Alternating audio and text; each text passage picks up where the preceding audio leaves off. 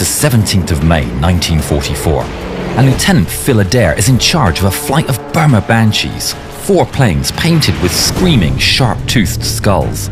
Today, their mission is to bomb Japanese ground targets. Adair grips the control stick and turns the nose of his aircraft towards the dense, sprawling canopy of the Burma jungle. Peering through the haze at the landscape, he sees flashes of gunfire and explosions punctuating the thick green expanse.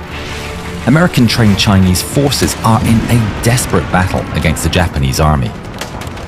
Sweat drips down Adair's back as he and the other Banshees line up their attack. The less experienced pilots trail behind, with Adair leading the run. The Japanese soldiers on the ground shield their eyes from the glaring sun as they squint towards the sky. Above them, the fierce skulls swoop in. Adair unleashes his deadly payload, and the bombs are on target. The ground shakes violently beneath the Japanese soldiers' feet as explosions erupt in a fiery cascade. As Adair pulls up and his nose is pointing at around 45 degrees, he looks up and sees Japanese planes. To his side, his wingman is about to start a bombing run. Adair describes in his own words what happened next. 3 flights of Zeros, there were 15 of them. They had us bracketed and had already started to peel off on us.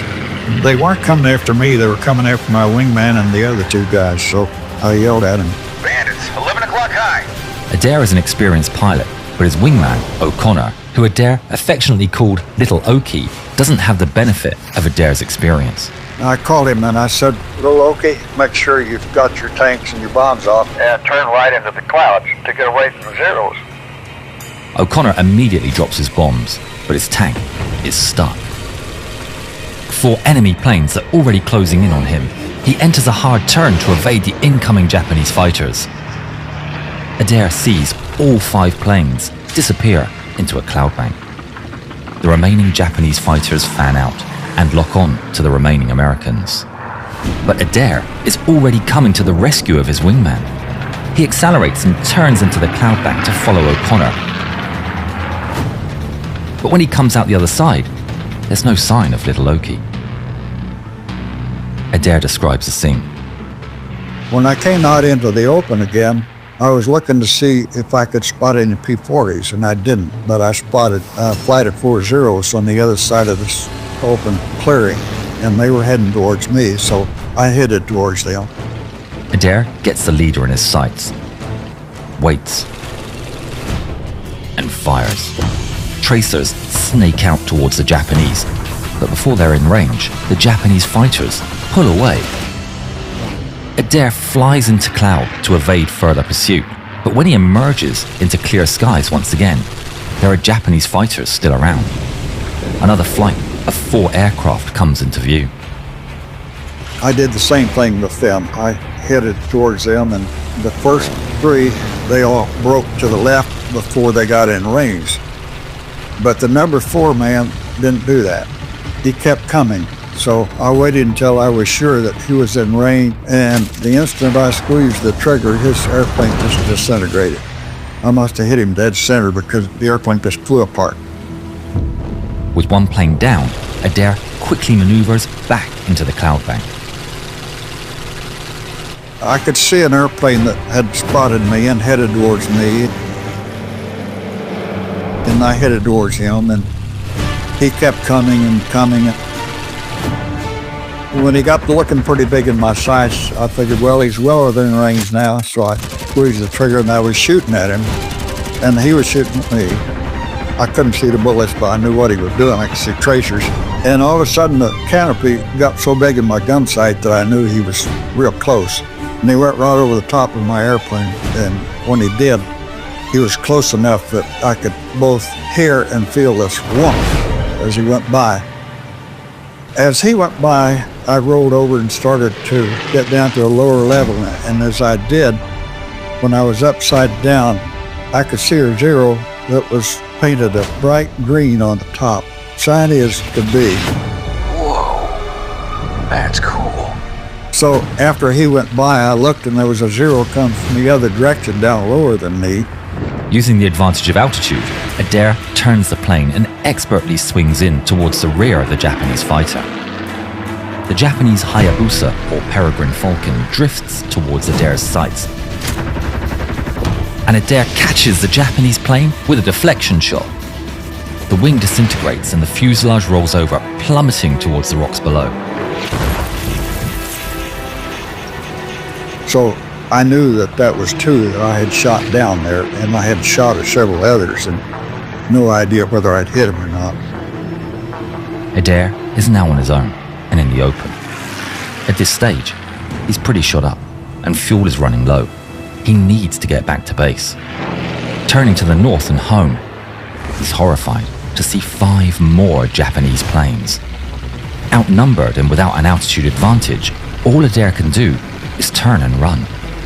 The stick trembles in Adair's hand as he guides his wounded P40 to the south. Oh, man. The Japanese planes catch up fast. Their tracers are streaking past Adair's cockpit in deadly arcs. He throws his P40 into a last resort defensive maneuver, pulling hard on the controls until the plane shudders around him. The world becomes a blur of metal and sky as he twists and rises through the air, desperately trying to shake off his pursuers. Japanese fighters slash through his field of vision again and again, their guns spitting tracers and lead. Then, through all the chaos, he spots what could be salvation, albeit laced with danger. It's a thick bank of clouds with a massive rock formation jutting through its surface. Despite the extreme danger, Adair, outnumbered and shot up, weighs his options and dives towards the cover below. He manages somehow to get into the clouds. With skill and some luck, he misses the rock, and when he emerges on the other side, he heads back north into the clear skies. Bamboo 2, come in. O'Connor, do you copy? I circled a little bit calling my flight. Nobody around, so I thought I had, for the first time, lost all of my flight. I was the only one left. I didn't feel too good about this sieve. A cold numbness spreads through him as he turns his battered fighter towards Nagaguli. He scans the horizon, searching for any sign of his missing friends. Through the haze, a familiar red-nosed P40 appears. Adair is ecstatic to see it's O'Connor limping across the sky. Adair flies up to survey O'Connor's crippled aircraft. His plane's belly tank is still attached, but the fuselage is peppered with punctures. A ragged hole gapes where a 20mm shell is torn through the canopy, and O'Connor slumps in the cockpit, blood soaking his flight suit. Through a red mist, O'Connor sees Adair's plane and sits up and gestures at his dead instruments. But there's no smoke coming from the engine, nor any fluid streaking the metal skin. They bank north towards Nagaguli, 2 survivors in an otherwise empty sky. The radio crackles and a weak voice breaks through the static. Bamboo Leader, this is Bamboo 3. Do you read? It's Tom Rogers. He tells Adair that he's circling above Sadia in his P40, too unsure of the state of his aircraft to attempt a landing alone. Adair looks across O'Connor's wounded plane, knowing the diversion is going to cost some precious fuel. But he can't leave a friend stranded, and the 2 Banshees set off towards Rogers. Banking towards Sadia, they spot Rogers' battered P40, its wings and fuselage bearing the bullet holes that mark all 3 aircraft. As they draw closer, Adair's trained eye catches the telltale sag of Rogers' landing gear. Both of his tires are completely flat. Adair signals that he's going to lead them both into touchdown, with Oki in front as his airspeed indicator is still working, and Rogers behind as the flat tires will bring him to a quick halt. Guiding the 2 planes into a final approach, Adair pulls up at the last minute and circles above. He's relieved to see both of his friends land safely. He then touches down himself. As the plane comes to a stop, Adair spots that Martinez is already down and unscathed. Rogers isn't injured either, but his plane took 123 bullet hits. Adair jumps out of his plane and runs towards O'Connor's broken P40 to see him terribly hurt. He was pretty badly hurt. He didn't get back to flying again. As far as I know, he probably never did.